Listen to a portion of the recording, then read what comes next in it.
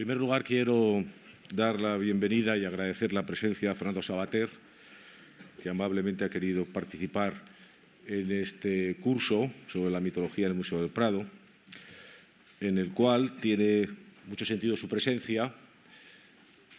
En primer lugar, porque este curso, como ustedes ya habrán podido comprobar, no está ceñido a ser simplemente un curso de historia del arte o un concepto de lo mitológico desde un punto de vista arqueológico, sino que nos gusta la idea del arte como lustre e ilustración de la vida, ¿no? Y en ese sentido, pues para un tema que no solamente es la mitología en sí mismo, sino que es lo sagrado en la antigüedad, es un tema del cual ha escrito y ha pensado Fernando durante mucho tiempo. No creo que tenga que perder mucho tiempo en loar sus públicas cualidades. Catedrático de Ética en la Universidad Complutense, polígrafo que ha escrito ensayo, teatro, novela, en fin, una labor encomiable, sobre todo de difusión, de reflexión en el ágora, ¿no?, de las cosas que nos preocupan en todos los órdenes. Y estoy convencido que lo que vaya a decir hoy en esta conferencia pues va a ser de ese mismo tono que ha caracterizado toda su obra, ¿no?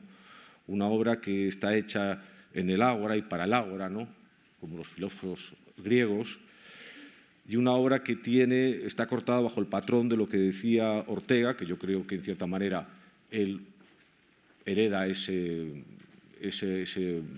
misión de Ortega de llevar el pensamiento a la vida y acercarlo a todo el mundo. Decía Ortega que la cortesía, la claridad, la cortesía de los filósofos, ¿no?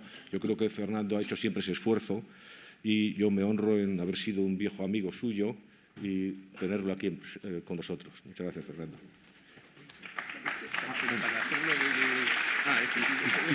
Y perdón. Déjalo así porque yo soy incapaz. No, quería solamente advertir, que se me había olvidado, quizá por un poco la emoción de presentarle, que después de su intervención, excepcionalmente, va a haber un coloquio que le pega mucho a Fernando, pues que tenga un coloquio con ustedes, por si acaso alguien quiere no irse al final. Muchas gracias.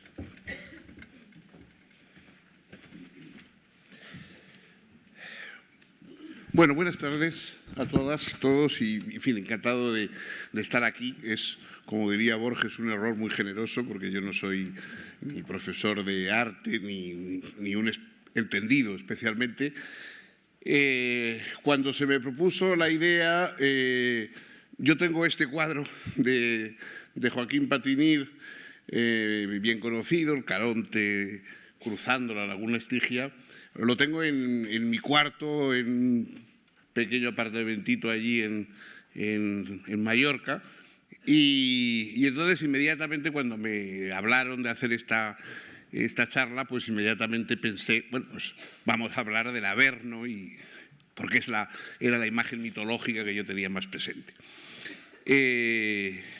Por supuesto, hablar del Averno es hacer un recorrido casi por toda la mitología, tanto la mitología clásica, la mitología, digamos, pagana, como nuestra propia mitología religiosa del cristianismo, donde el infierno, sobre todo gracias a Dante Alighieri, tiene una presencia pues muy especial y muy esencial, y es una de las imágenes que más sellan en nuestra imaginería, en nuestra pintura, etcétera, nuestra tradición artística ligada a esa mitología o religión, como ustedes quieran.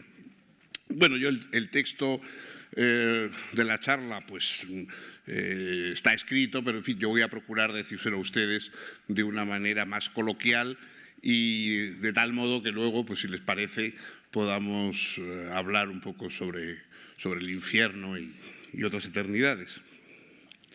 El texto que yo había preparado lleva como epígrafe una cita de George Bernard Shaw, de una de las obras conocidas de Shaw, Hombre y Superhombre, donde dice Shaw: el infierno es la patria de lo irreal y de los buscadores de la dicha. Es un refugio para quienes huyen del cielo, que es la patria de los amos de la realidad, y para quienes huyen de la tierra, que es la patria de los esclavos de la realidad. Bueno, yo la primera constatación que haría es que los niños, cuando juegan, siempre prefieren ser el malo de la historia al bueno. Los buenos se parecen todos, son todos previsibles, incluso habrán visto ustedes que en la imaginería del cómic, etcétera, el bueno pues es un tipo de hombros cuadrados, de mandíbula cuadrada, que tiene una imagen muy estereotipada, que suelen ser intercambiables, salvo los vestidos y salvo algún detalle. Los buenos son un tipo, tanto en su carácter como en su aspecto físico. El héroe bondadoso y positivo es muy estable. Mientras que, en cambio, los malos son variopintos. Es decir, bueno se es de una manera, pero malo se es de muchísimas. Los villanos, y no digamos las villanas, son muy variados, son muy distintos, tienen una cantidad de colorido, son, digamos, pintorescos. Pintorescos quiere decir dignos de ser pintados.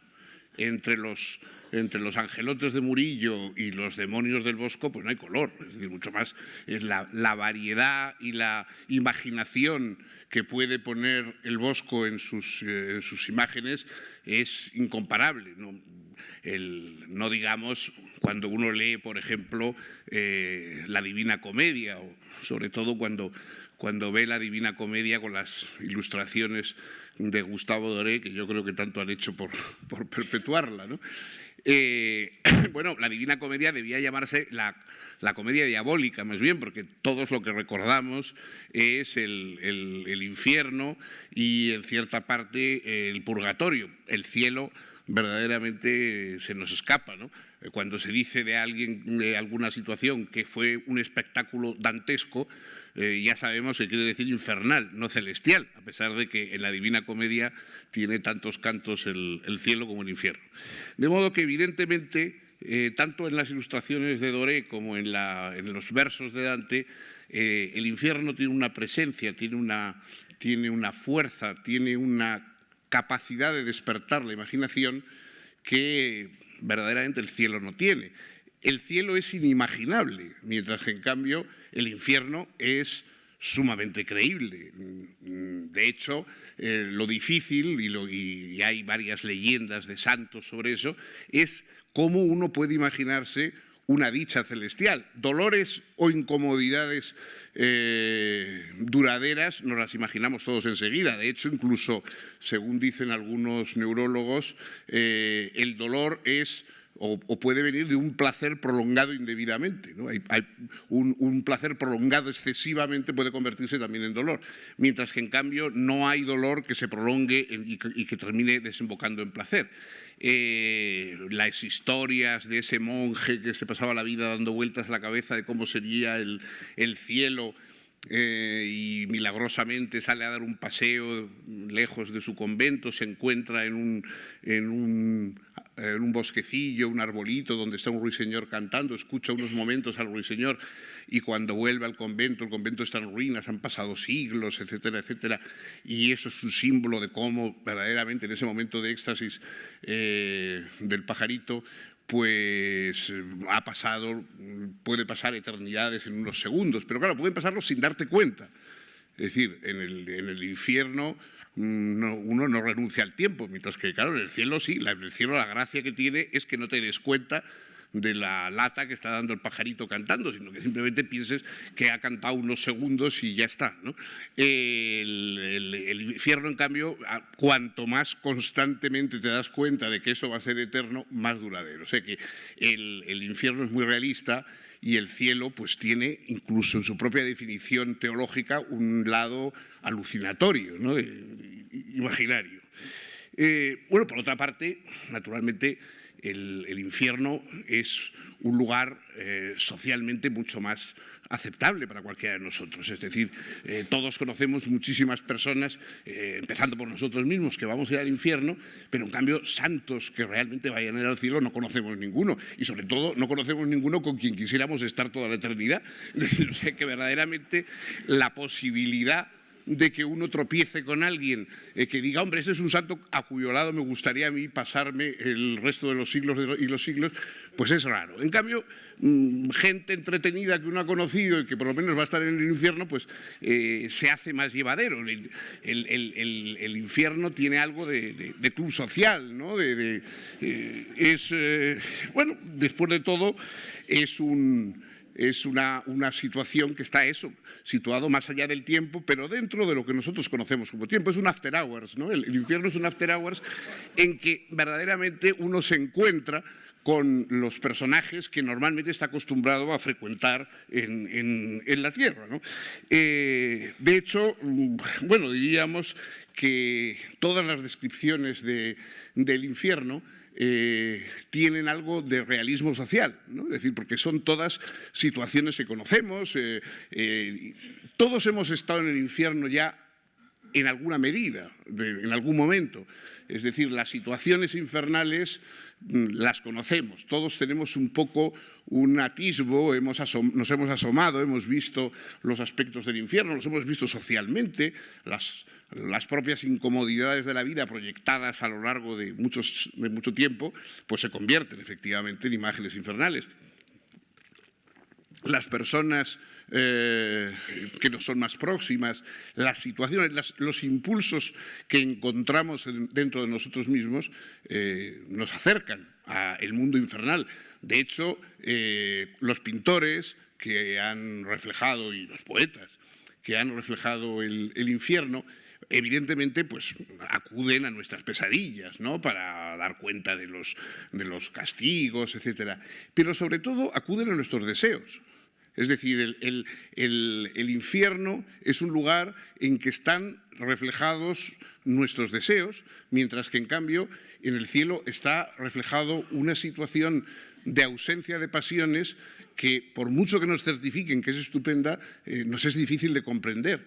Es fácil comprender cómo las pasiones arrastran al infierno, de ahí que Virgilio y Dante, etcétera, hayan insistido en el facilis descensus Averni, ¿no? Lo fácil que es la bajada hacia el infierno, porque claro, la bajada hacia el infierno nos lleva nuestra tendencia, nuestros deseos, nuestras pasiones.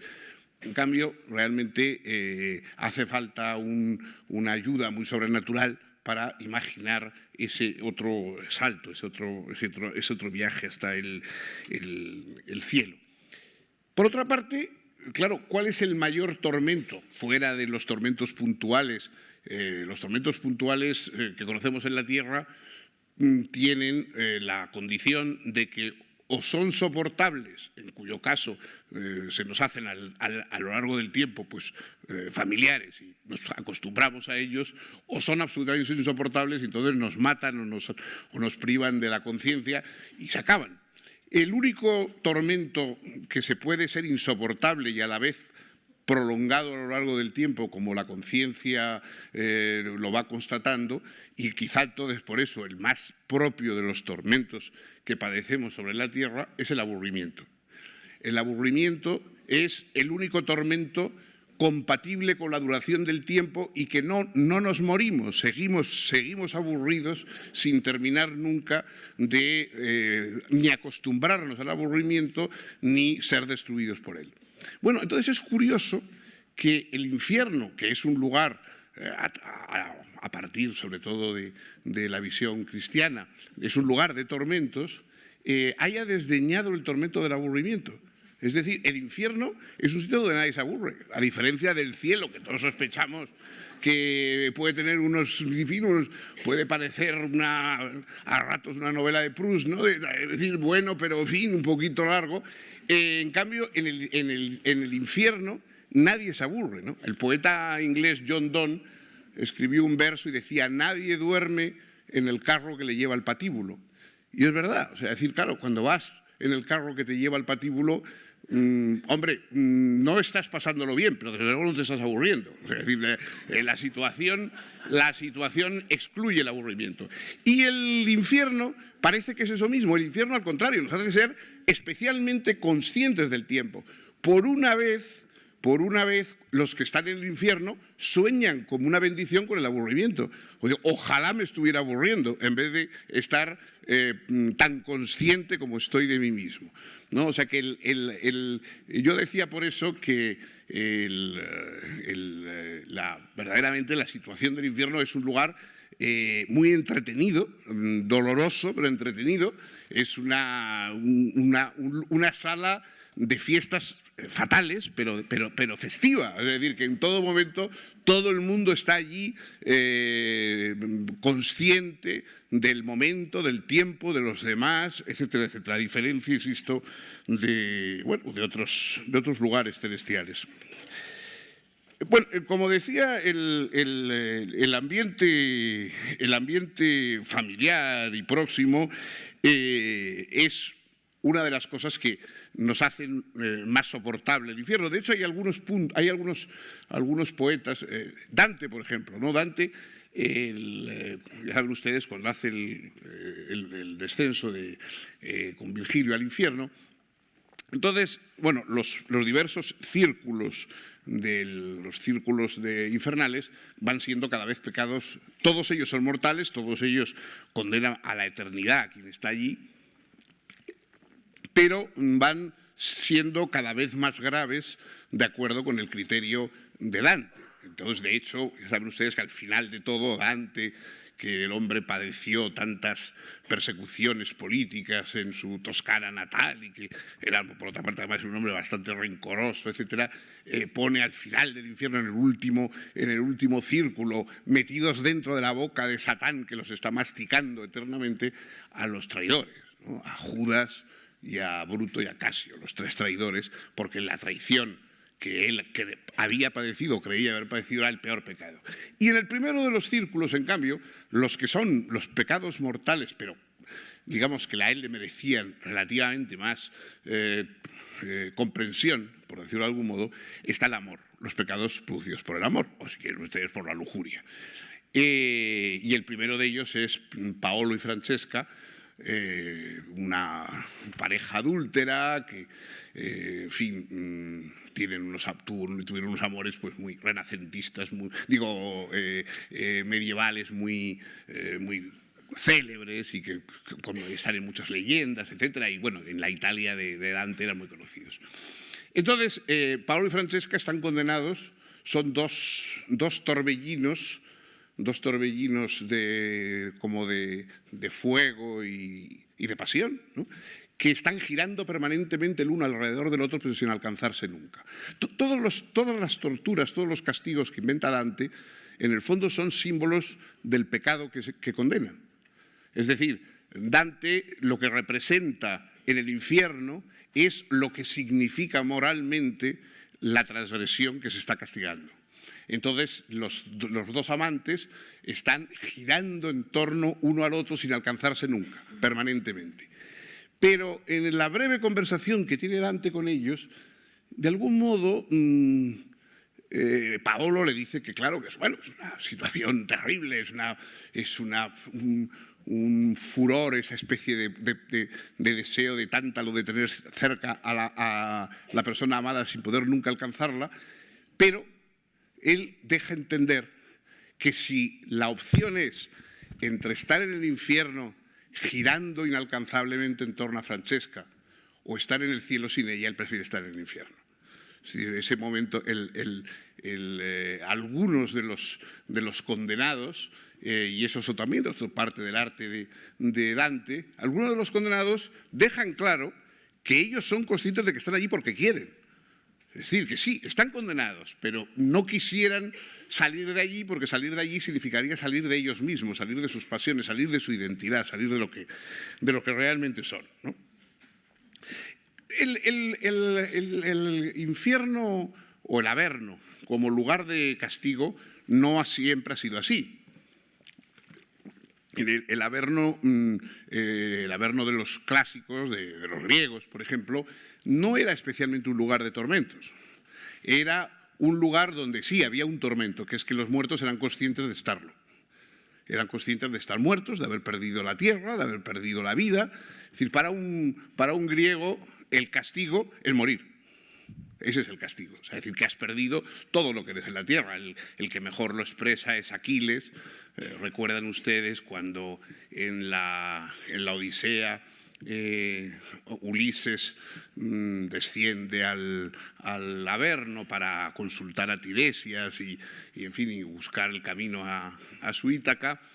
Vierte la sangre de las bestias a las que acuden los muertos a alimentarse de esa sangre, y entonces se hacen presentes, y entre ellos hay una figura, como siempre, orgullosa y lejana, que es Aquiles. Y entonces Ulises, que tiene esta capacidad un poco aduladora y tal, de que siempre procura llevarse bien con todo el mundo, y como Aquiles no debe estar muy contento con él, porque las armas de Aquiles pues han dado lugar a una serie de problemas en Troya y tal. Entonces aquí Ulises, para hacerse el simpático, pues le dice, bueno, en fin, ¿cómo se nota que usted sigue teniendo, qué buen aspecto tiene usted hasta en el infierno, vamos, qué bien? Y entonces le dice a Aquiles, yo preferiría ser el último porquerizo en la tierra vivo que ser el rey en el reino de los muertos. Claro, esto para una persona como Aquiles, decir que él, Aquiles, prefiere ser un porquerizo, prefiere ser el hombre más vil pero vivo, que ser esa figura que todavía guarda prestancia e impresiona, pero claro, está en el reino de los muertos. Eso era la verdadera condena para los griegos. Los griegos no acumulaban, en fin, hacían esta especie de tormentos. Los muertos llevaban simplemente una vida triste, lánguida, porque eran conscientes de su muerte y conscientes de haber perdido la tierra. Un poco, pues a veces buscaban venganza de los humanos, pero en realidad no era un lugar específicamente de tormentos. Eso se va convirtiendo en un lugar de tormentos cuando se introduce el cristianismo, y el cristianismo lo convierte en un contrapeso del cielo, ¿no? Incluso, en un primer momento, parece que uno de los encantos que tenía el cielo era poder ver desde allí, como desde un balcón, cómo sufrían en el infierno, ¿no? Tertuliano, por ejemplo, que no es que fuera ortodoxo, pero es un padre de la Iglesia, después de todo. Tertuliano tiene una página famosa que Nietzsche convertía en el epítome del resentimiento, diciendo qué bien lo vamos a pasar cuando veamos a los Césares y a todos los poderosos de la tierra y tal, padeciendo en el infierno, y nosotros tan contentos en el cielo y tal. Es decir, era un lugar de tormentos, se va convirtiendo en lugar de tormentos. En principio no era ese el estilo, y no era ese digamos, la cualidad del infierno. Al contrario, el infierno era un sitio, bueno, donde se iba y donde se podía estar. Lo difícil era salir, porque claro, estaba ligado. Dante sale y ya tiene sus problemas. Hay ratos que lo pasa mal allí, empiezan a azuzarle los demonios y tal, que no entienden muy bien cómo está un vivo allí en el infierno. Pero en fin, él está vivo y por eso sale. Pero claro, los que no están vivos es dificilísimo salir. Eso lo sabe, por ejemplo, Orfeo. Orfeo, ya saben ustedes, su amada Eurídice, o Eurídice, como decimos nosotros. Eurídice muere, es la amada de Orfeo, la novia ideal, y muere picada cuando está triscando por un prado, pues una serpiente venenosa la pica y se muere. Entonces eso evidentemente Orfeo lo lleva como una tragedia enorme, pero él está confiado en los poderes taumatúrgicos de su música, y baja al infierno voluntariamente a buscar a su amada. Entonces, en su caso, el descenso al infierno no solamente es fácil, como dicen Virgilio y Dante, sino triunfal, porque la música melancólica y, por lo que se ve, infinitamente sugestiva de Orfeo, calma a Caronte, calma a Cancerbero, entusiasma al propio Hades, el rey de los infiernos, incluso en un momento determinado suspende las penas y los castigos y la conciencia dolorida de todos los que están en el infierno. O sea, hay que decir que realmente todo el mundo empieza a pasarlo bien en el infierno al oír la música de Orfeo, hasta tal punto que Hades se alarma un poco y dice, bueno, este señor aquí me estropea el invento si sigue haciendo música. O sea, que por lo que se ve, eso es una noticia interesante. Esa armonía y el infierno son incompatibles, o sea que otro quizá atractivo más que puede tener para los que vamos a ir al infierno, aparte de la compañía y aparte de la variedad de personajes y paisajes, etcétera, es que no tendremos hilo musical en el infierno. O sea, que eso es una cosa que yo creo que también hace, digamos, que sea aún más atractiva la posibilidad de ir allá. Bueno, entonces Orfeo, efectivamente, después de esa especie de éxito que ha tenido ahí en el Averno con su música, pues le ceden a que se lleve a Eurídice, caso totalmente único, que una persona muerta que ya está en el reino de los muertos salga fuera. Nunca se ha visto. Lo único que le dicen es que él tiene que llevarla, tiene que ir con ella, llevándola detrás, de la mano, o simplemente llevándola detrás de sí, pero que no debe volver la cabeza, que Orfeo debe salir mirando exclusivamente hacia la salida y hacia la tierra, que Eurídice irá detrás de él, pero que él no debe volver la cabeza. Y, naturalmente, como siempre que se pone en una leyenda una condición de estas, pues Orfeo en un momento determinado vuelve la cabeza. ¿Por qué vuelve la cabeza? Bueno, hay muchas razones. Es verdad, hay una razón un poco de inquietud lógica. Es decir, Orfeo va saliendo y dice, bueno, ¿y cómo sé yo que esto que viene detrás mío es Eurídice? Es decir, vete tú a saber si me han largado aquí un demonio que me viene siguiendo, un monstruo, con el cual además tengo que estar luego viviendo ya el resto de mi vida, quiero decir, porque me lo llevo del infierno.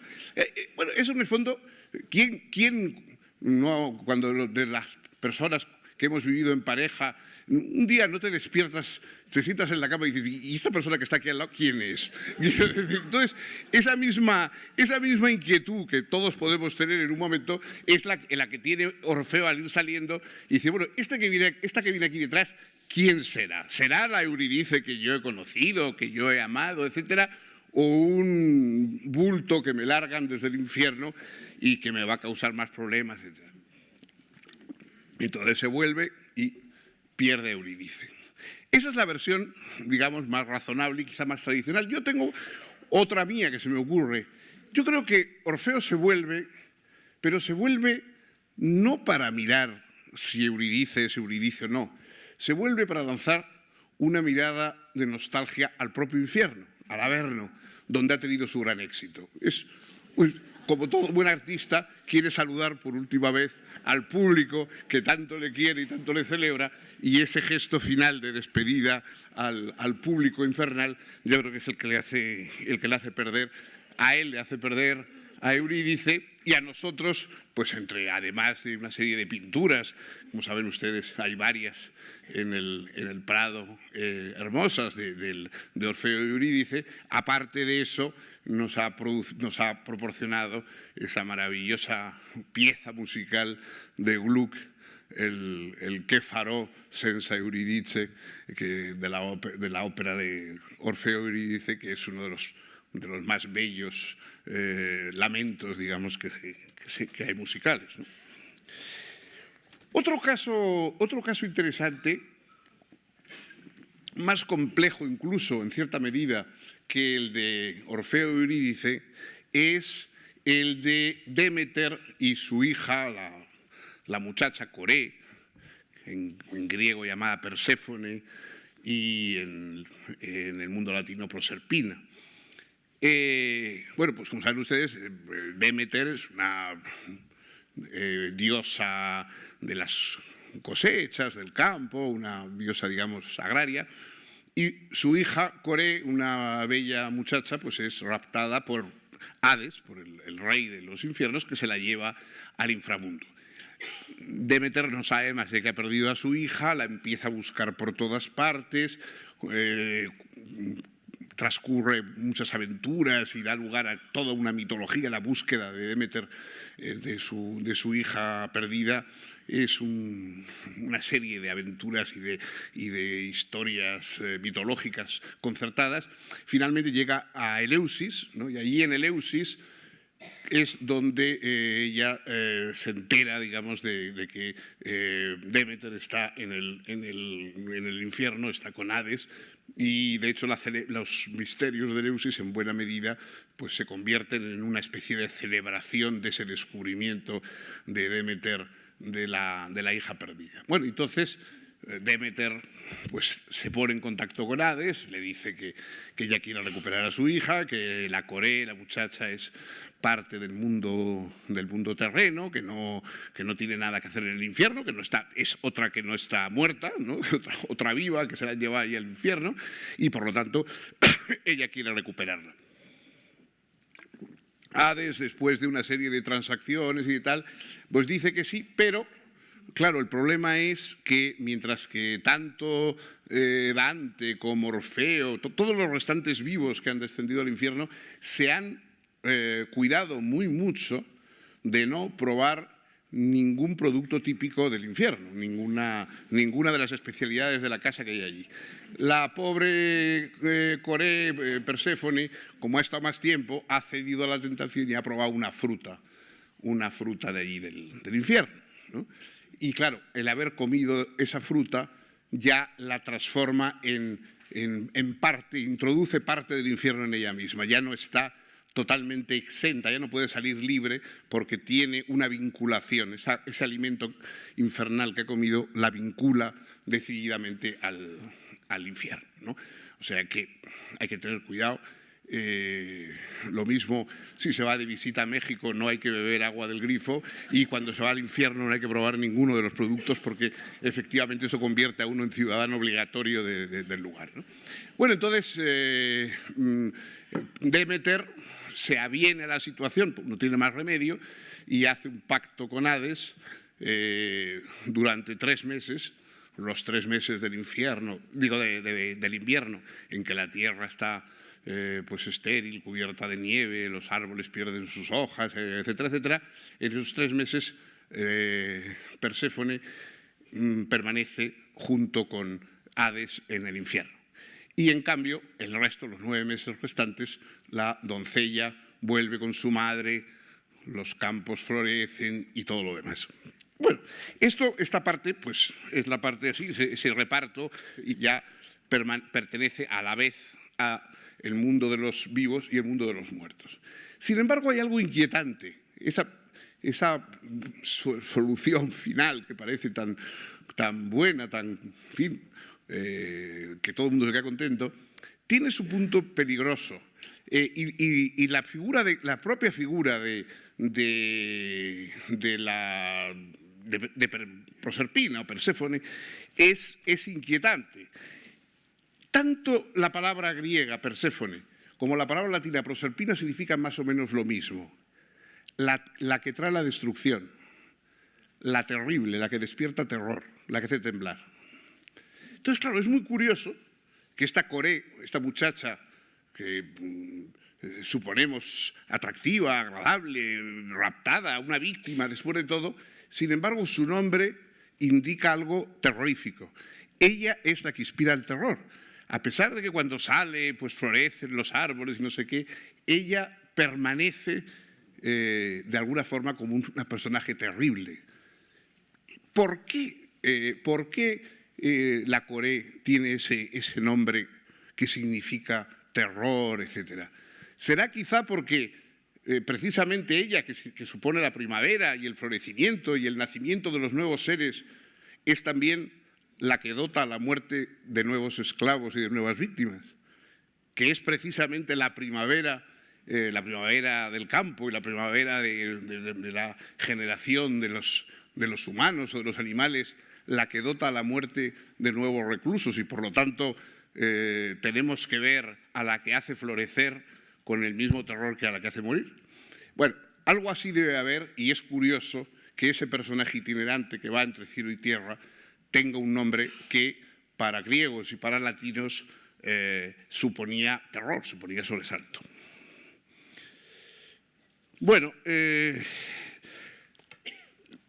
respecto a este cuadro, les leo un poco la reflexión que era la que yo en el fondo hice central y la que me inspiró de alguna manera esta charla que les doy.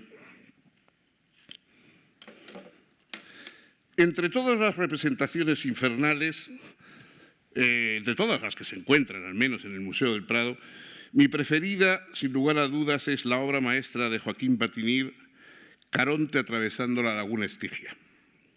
El mercenario barquero, un enorme anciano vigoroso y lleno de determinación, traslada a un pequeño y vulnerable fallecido como único huésped de su barca. El pintor lo retrata a medio camino entre las dos orillas, la aún prometedora y risueña donde moran los vivos y la oscura y fogosa en la que acaban los que van a cruzar la puerta que no admite ninguna esperanza como equipaje. En el cuadro, la escena es aparentemente plácida, con una serenidad reforzada por los mágicos azules que caracterizan la fama del artista. Pero bien considerado, el momento encierra también un suspense crispado y atroz. Sabemos que todo está ya decidido y, sin embargo, la nave fatídica aún está a medio camino. Todavía no ha llegado a la otra orilla. ¿Podría un nuevo soborno convencer a Caronte para que volviese atrás?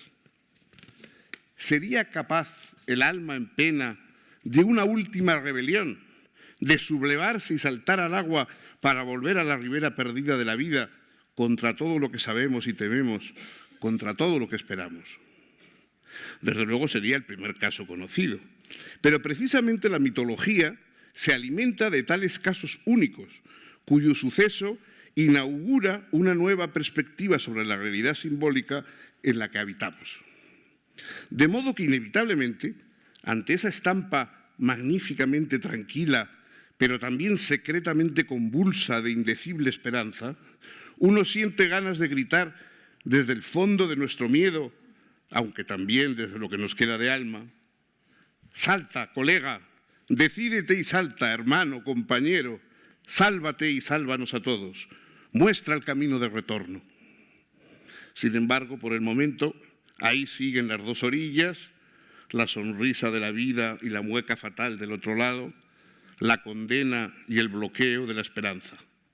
La barca sigue bogando en el centro de la laguna Estigia, donde hace casi 500 años la dejó el pincel de Patinir. Muchas gracias.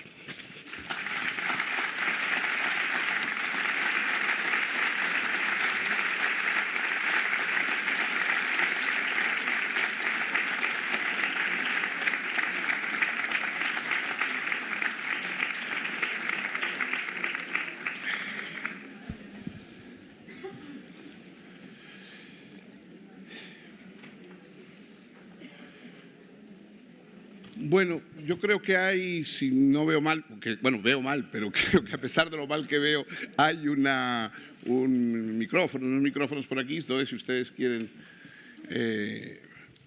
preguntar, decir o lo que sea. Sí.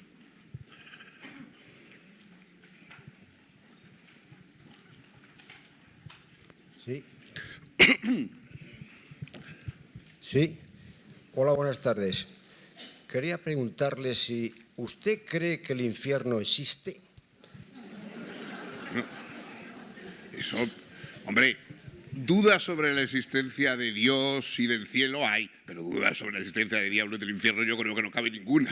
O sea, que eso me parece que ni siquiera tiene el mérito de la fe. No hay más que constatar a nuestro alrededor las cosas, ¿no?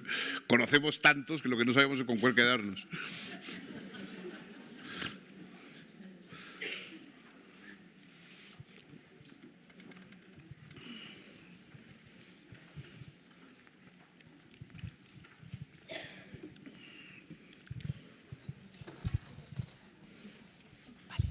Hola, sí. Primero, una cuestión prosódica. ¿Por qué dice Demeter? Es Demeter. Bueno, yo soy profesor de latín, pero... Bueno, ninguno hemos oído cómo lo pronunciaban los griegos, ¿eh? O sea, decir, bueno. Es decir, la academia dice una cosa, pero ninguno hemos oído cómo lo pronunciaban los griegos. Lo mismo digo de core, y en cambio, curiosamente, se debería decir prosérpina. Bueno, pero mi pregunta iba en realidad en otro sentido. Ha dicho que el infierno es como un club social y es realismo social. ¿Eso tiene algo que ver con la Unión Soviética? Quizá, por un lado. Por otro lado, el hecho de que en el infierno se lo pase uno muy bien es lo que ha inspirado a los pedagogos que han creado la LOCSE y han convertido los institutos en un infierno. Muchas gracias. Bueno, yo no digo que el infierno se pase bien. Yo digo que en el infierno conocemos lo que pasa, mientras que el cielo o sea, las amenazas del infierno nos suenan a conocidas y a verosímiles, y las promesas del cielo nos suenan a vagarosas. O sea, tenemos que apelar a nuestra fe para creer en el cielo, pero en cambio basta nuestra experiencia o nuestros temores para creer en el infierno, ¿no? Yo en realismo social quiero decir que las estampas que aparecen, por ejemplo, en los personajes que salen en Dante, por volver a uno de los infiernos que conocemos más familiarmente, son personajes pues, cuyas ambiciones, cuyas intrigas, cuyas apetencias, apetitos desordenados, etcétera, pues conocemos bastante bien. Es decir, en cambio, la felicidad que produce ver a un ángel con las alas hechas de ojos, etcétera, que es lo que hay en el cielo, nos resulta totalmente misteriosa. O sea, no sabemos por qué eso nos va a gustar tanto. Es decir, tenemos que creerlo, pero no es más difícil creer en las virtudes supremas y en ese éxtasis permanente, que en cambio en lo otro, que son seres que conocemos. De hecho, Dante no solamente mete a personas conocidas suyas en el infierno y en el purgatorio, sino incluso a personas todavía vivas. Es decir, algunas personas que estaban vivas todavía en la época de Dante las mete en el infierno. Bueno, naturalmente con mala idea, porque supongo que en aquella época, al lector de la época, el verse metido en el infierno, a nosotros a lo mejor no nos producía tanto sobresalto, pero en la tardía Edad Media todavía esas cosas producían un cierto susto, ¿no? Entonces, en ese sentido digo que es un realismo social porque las descripciones son realistas, mientras que los éxtasis positivos del cielo son muy difíciles de transcribir. De hecho, un pintor o un ilustrador tan absolutamente dotado como Gustavo Doré es inmensamente eficaz en sus descripciones del cielo, del infierno y del purgatorio, y en cambio, claro, en el cielo pues entra en esa situación un poco de irrealidad, de imprecisión, por decirlo de algún modo. El infierno es preciso, es claro, mientras que el cielo realmente resulta bastante, probablemente quizá para una mente más teológica como la del propio Dante, no sea así, ¿no? Pero el realismo que tiene toda la primera parte, el infierno y el purgatorio, ¿no? Con detalles absolutamente, porque lo que sorprende es lo visual que es Dante siempre, y lo realista en las descripciones fantásticas que hace, introduce siempre detalles muy realistas. Y sin embargo, en el cielo, pues eso se pierde en gran medida, ¿no? De modo que, por eso decía yo lo del realismo socialista, ¿no? Países que, desgraciadamente, que han tenido muchos detalles infernales, pues ha habido muchos regímenes y muchos países, y no creo que, digamos, las instituciones pretendan convertir ningún lugar en que vivimos en infierno. Es verdad que mientras que los gobiernos son incapaces de garantizar la felicidad de sus ciudadanos, que yo creo que es un asunto más bien privado, en cambio son perfectamente capaces de convertir su vida en un infierno, eso sí. O sea, hay que decir que realmente a los gobiernos lo que hay que intentar es que no nos hagan la vida infernal y no que nos la hagan paradisíaca, que eso seguro que no lo logran, ¿no?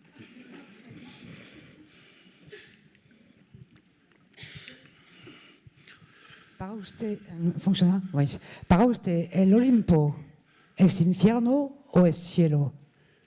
Perdón, no lo he entendido bien la pregunta. Lo siento, soy francesa, entonces no hablo bien español. No, es que no lo he oído bien. No.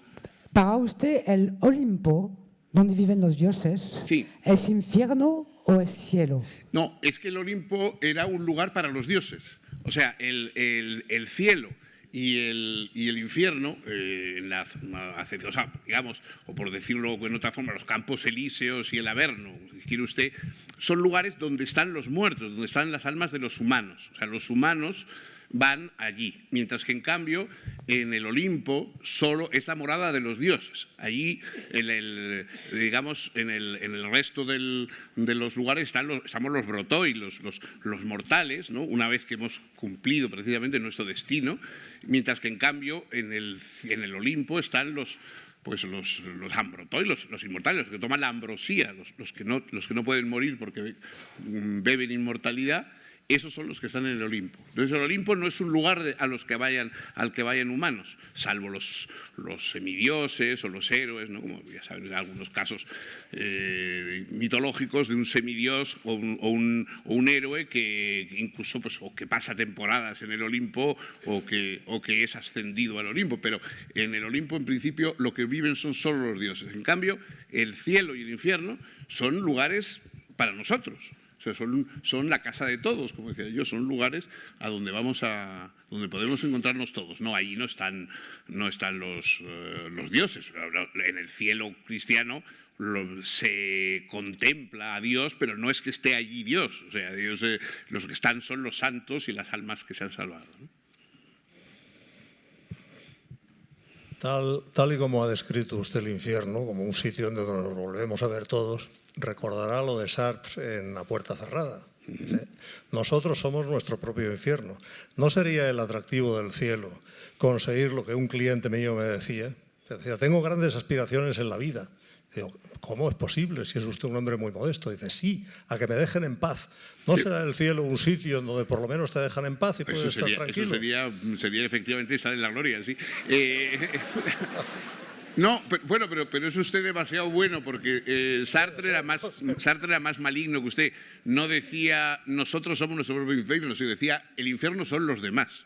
Son los otros. Entonces todavía eso corresponde más con lo que usted dice de un cielo entendido como el lugar donde a uno le dejen en paz. Es decir, el infierno es precisamente... No hay sociedad que no sea dolorosa. Todas las sociedades duelen.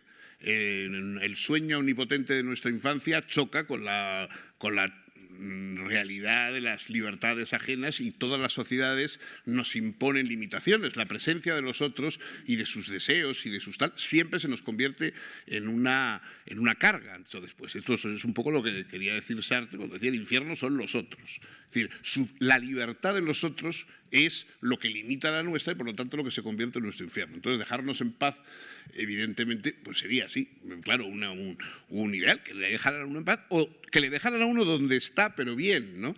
Como aquella señora que, en fin, estaba muriéndose, una mujer muy piadosa, y el capellán, el párroco, estaba a su lado y la estaba confortando y decía, ánimo, doña Engracia, dentro de poco estará usted en el cielo. Y ella decía, ay, sí, padre, pero como en casa en ninguna parte.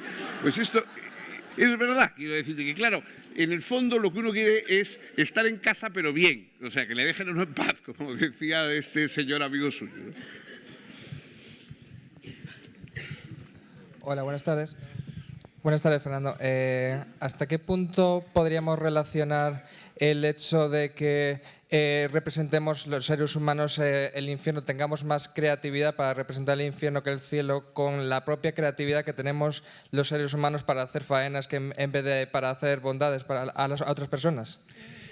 Bueno, porque es que las bondades que hacemos puede que las disfruten otros, pero nosotros no. Es decir, mientras que en cambio lo que padecemos, lo padecemos nosotros. O sea, Schopenhauer, por ejemplo, los grandes pesimistas, filósofos pesimistas como Schopenhauer, claro, dicen, en el fondo, todos los placeres no son más que el que se acaben los dolores. O sea, el placer de comer es que se te quite el hambre. Y por lo tanto, lo que tienes es primero que tener un dolor, el hambre, y luego el placer de comer es que deje de tener ese dolor. El placer de calmar la sed, el placer incluso sexual, que es una urgencia que calmas y por lo tanto dejas de tener esa especie de sufrimiento que tenías anterior. Pero claro, para Schopenhauer no hay ningún placer positivo. Los placeres son simplemente dejar de sufrir algo. Es decir, lo mismo que el placer de rascarse, pues tiene que ir precedido de sentir picor. Entonces sí, luego cuando te rascas te da gustito, pero es porque antes estabas padeciendo el picor. Entonces, eso quiere decir que no hay posibilidad de imaginar placeres positivos, que no vayan precedidos de ningún dolor. Porque claro, en el cielo lo que exigiríamos sería un tipo de placeres que no fueran acompañados o precedidos de ningún dolor, sino que fueran totalmente positivos. Y eso es lo que es para nosotros inimaginable, mientras que en cambio los dolores pues son incluso cualquier situación, una comida, bebida, etcétera, prolongada más allá, desaforadamente, se convierte en una tortura, se convierte en una situación insoportable. En cambio, un placer positivo, puro, no precedido de ninguna necesidad, de ninguna incomodidad, etcétera, para nosotros es inimaginable. De ahí un poco nuestro desconcierto, ¿no? ante el cielo y la familiaridad que tenemos con el infierno, ¿no? ¿Yo? Hola, buenas tardes. Quería saber si en mitología o en pintura existe el limbo. ¿En algún cuadro, en algún...? Pues eso, aquí hay grandes expertos que podrán decirlo. El limbo yo creo que se debe prestar poco, ¿no? Bueno, por supuesto, Doré lo saca, el encuentro de Dante y Virgilio, como recuerda usted, Virgilio, junto con otros grandes hombres y sabios, etcétera, de la antigüedad, está en el limbo. Es decir, por eso él puede ir al infierno y al purgatorio con Dante, pero en cambio no puede acompañarle ya al cielo. Allí tiene que ser Beatriz, que está en el paraíso, la que le acompañe, porque él no puede, digamos, puede bajar, o sea, del limbo puede bajar a lo peor, pero no puede subir a lo mejor. Y entonces, pues sí, Doré le representa como una especie de sala de espera, como una especie de estación, ¿no? De sala de espera de estación donde están allí esperando. Yo no sé, puede que, insisto, aquí hay grandes profesores expertos en arte que pueden decir si hay representaciones del limbo. A mí me parece que se presta poco a la representación gráfica y sobre todo que, claro, ya el Papa lo ha suprimido. No sé a dónde habrá ido la gente que estaba allí, porque debe ser... Esto es un problema migratorio de esos que hay tantos ahora, que la pobre gente del limbo, ¿a dónde han ido? Son como los rumanos estos de Sarkozy, que les han echado del limbo, que el mal que bien ya tenían su costumbre, llevaban ahí sus siglos y ahora no sé a dónde los habrán mandado. O sea que eso es un problema, pero en fin, de nuevo el limbo lo han cerrado. O sea, esto es como... Y entonces, pues no sé si habrá alguna representación gráfica anterior, pero desde luego ya a partir de ahora nada, porque ya te digo que está clausurado como los cines de la Gran Vía, lo han cerrado. A ver, yo quería preguntar una cosa. ¿A usted le parece que la monotonía es como un infierno para determinadas personas que todos los días de su vida se han recluido en un sitio, por ejemplo, hablo de las monjas de clausura, que a mí me choca muchísimo, y estar ahí toda su vida entre cuatro paredes, y eso no es purgar aquí o tener aquí el infierno? Digo. Bueno, aunque tengan la dimensión sobrenatural, que no le quito la dimensión sobrenatural. No, es que hay dos cosas. Es que nosotros donde estamos encerrados es en nuestra cabeza, todos. Es decir, lo que tenemos fuera es accidental. Es decir, de hecho, cuanto más capacidad, más riqueza interior tiene una persona, menos cosas externas necesita. La diferencia entre una persona culta y una persona inculta es que los incultos necesitan gastar mucho más dinero para pasar los fines de semana y las vacaciones. Porque claro, todo lo tienen que traer de fuera, todo lo tienen que importar. Son esos países que tienen que importarlo todo, pues no producen nada. Mientras que una persona que produce cosas, pues se las arregla bastante bien con menos, ¿no? Entonces, claro, no podemos suponer que, porque yo no sé lo que, en fin, conozco pocas monjas de clausura, se puede imaginar, pero en principio, a priori no tengo por qué suponer que ellas no tienen una vida, digamos, diversa y rica, porque la vida es interior. Entonces, el hecho de que no vivan en un entorno muy variado no certifica en principio que ellas tengan que pasarlo mal, ¿no? Ahora, es verdad que, en cambio, las representaciones más creíbles de los santos suelen ser pasando torturas, ¿no? Es decir, muchas imágenes, hay una iglesia famosa, por ejemplo, en México, pero bueno, hay en otros muchos sitios en que las vírgenes están pues con las tetas cortadas en la mano, con un ojo que le han sacado, con la espada clavada. Es decir, que las representaciones de los santos son todas con una especie de tormento. No los tormentos infernales, que esos naturalmente no los van a conocer, sino los tormentos terrenales que sustituyeron a los infernales que no van a conocer. Entonces, en la tierra ya están pasando por experiencias infernales que son las que luego de alguna manera dan el sello de garantía a que después no van a tener que pasar con ninguna, ¿no? Mientras que no sé si en algún caso habrá alguien que diga, bueno, aguantemos la monotonía y el aburrimiento infernal de la vida de aquí, para estar bien seguros y garantizar que no vamos a tener luego el mismo problema en la otra vida, ¿no? Hola, buenas tardes. Bueno, darle las gracias por el divertimento tan estupendo, y cuánto hubiera agradecido que me lo hubiesen dado de pequeñita. Pero estaba yo con la imaginería dándole vueltas a qué podía ser eso del cielo en el caso de que... Y de repente decía, según los tiempos que corren, ¿no habrá mucha gente que se imagine el cielo como un sofá muy cómodo, que no hay que levantarse al cuarto de baño ni a beber agua, y viendo todo el día esas cotillerías y estas cosas y Gran Hermano y enterarte de lo que hacen los demás? Me imagino que tiene que haber una imaginación de eso como el cielo. Pero una tontería. No, pero fíjese que esa misma descripción que hace usted, que efectivamente pues, es una descripción más o menos, en unos casos pues son con huríes y con, o sea, el cielo de los pueblos que vivían en el desierto, como los primeros seguidores de Mahoma, etcétera, pues claro, era un cielo. Si vives en el desierto, pues el cielo es un sitio, es un jardín, y si vives sin agua, pues el cielo es un sitio donde hay mucha agua, y si vives soñando con mujeres que no ves porque estás con el camello día y noche por arriba y para abajo, pues entonces ahí las huríes, tal. O sea, que decir, y bueno, y lo que usted dice, bueno, y si uno tiene que estar todo el día haciendo y corriendo y hasta el último momento no estás tranquilo en casa, sentarte y tal, pues entonces estar sentado en tu sillón cómodo, sin necesitar nada. Pero fíjese que la frase es sin necesitar nada. Es decir, el cielo es el fin de la necesidad, no algo positivo, sino que se acaban nuestras necesidades. No necesitamos ir al baño, no necesitamos comer, no necesitamos salir, no necesitamos estar arreglando la calefacción que se ha estropeado. O sea, no necesitamos hacer nada. Y esa es la felicidad, el no necesitar nada. No es algo positivo que se introduce positivamente, ¿no? Entonces, eso yo creo que es el problema de imaginar el cielo frente al infierno. El infierno es algo positivo. Que te metan un pincho, no sé, pues eso es una cosa positiva. Pero lo otro es simplemente que dejen de pasarte las cosas, que deje de pasarte las incomodidades. O sea, es un lugar sin incomodidades. Pero si nos dijeran, no es que sea sin incomodidades, es que tiene unas comodidades que usted no comprende. Bueno, pues eso, no las comprendemos. Porque nosotros comprendemos que las comodidades son el fin de alguna incomodidad anterior, pero no una cosa positiva, ¿no? Hola, buenas tardes. A mí me gustaría comentarle que ha comentado que el concepto del infierno cambia un poco con la introducción de la religión cristiana.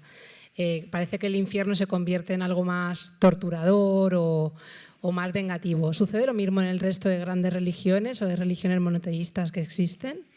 Sí, bueno, en el infierno, efectivamente, bueno, el lugar, la Gehenna, de otras religiones, pues también es un lugar de torturas, es un lugar de castigo, ¿sabes? No es un lugar de estar, no es un lugar al que vayan los muertos porque se han muerto, como era antes. Antes, digamos, lo que el infierno era el más allá. El más allá, que no era un sitio pues que luego había historias también en el más allá, de gente que estaba había los campos elíseos, donde estabas en mejor compañía, donde iba un poco, digamos, la business class del más allá, pues era los campos elíseos, donde estabas con gente más distinguida y tal. Luego otros sitios pues eran un poco más cutres, más... Pero en el fondo el problema era que era un sitio donde ibas porque te habías muerto, no porque fueras malo ni porque fueras bueno. Por bueno que fueras, los héroes más grandes, los héroes más valerosos iban igual al infierno que el último. Por eso Aquiles dice, mira, yo nada de jerarquías, yo no tengo ningún interés aquí en tener una jerarquía especial, yo lo que quiero es estar vivo, o sea, lo que sea, como sea, siendo el porquerizo, pero vivo.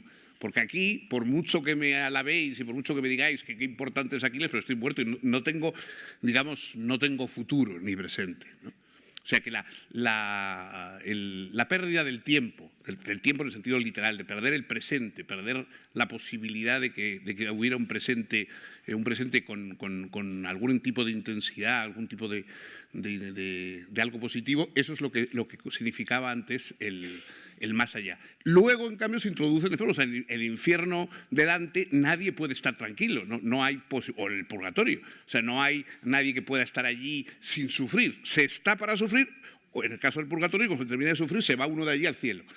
Pero lo que no se puede estar es sin padecer, ¿no? O sea, que ahí hay que estar, no es solamente que estés por estar muerto, sino por haber hecho determinadas cosas y estás castigado por determinadas cosas. Y eso efectivamente hay.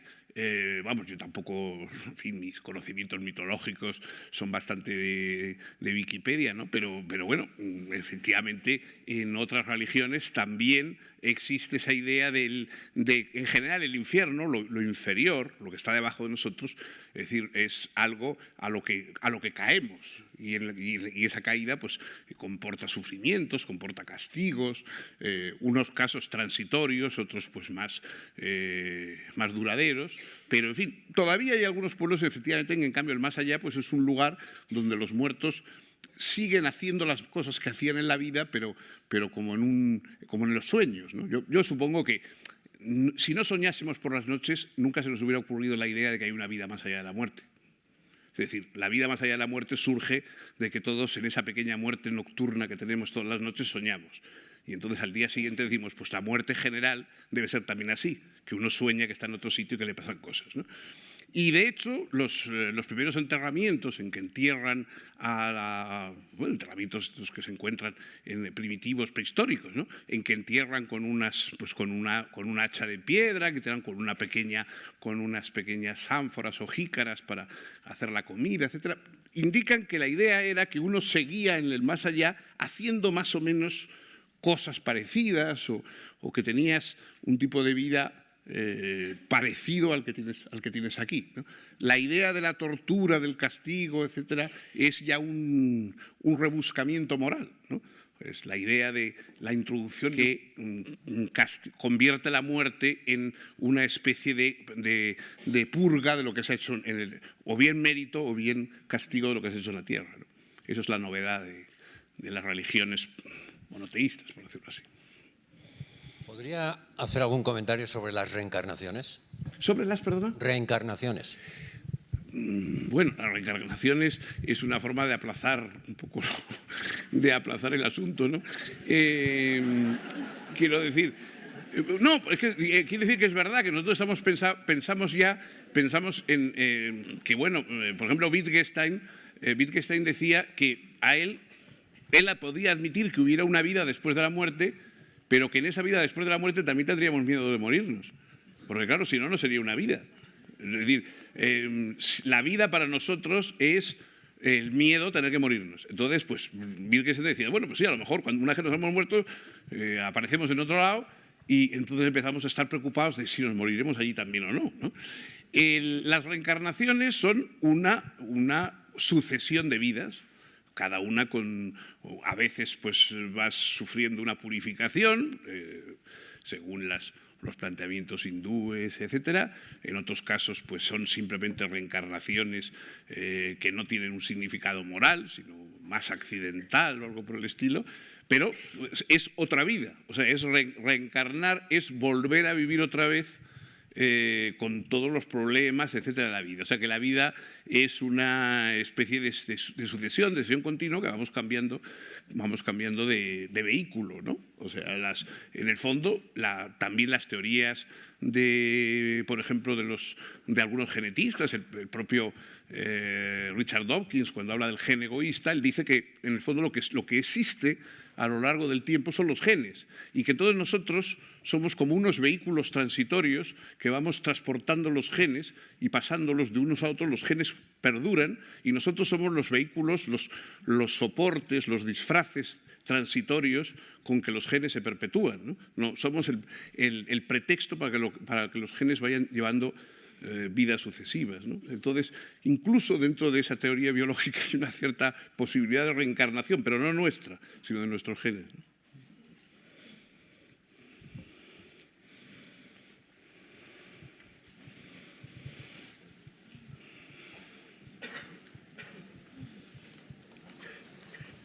Bueno, pues nada, vamos cada uno a nuestros infiernos particulares.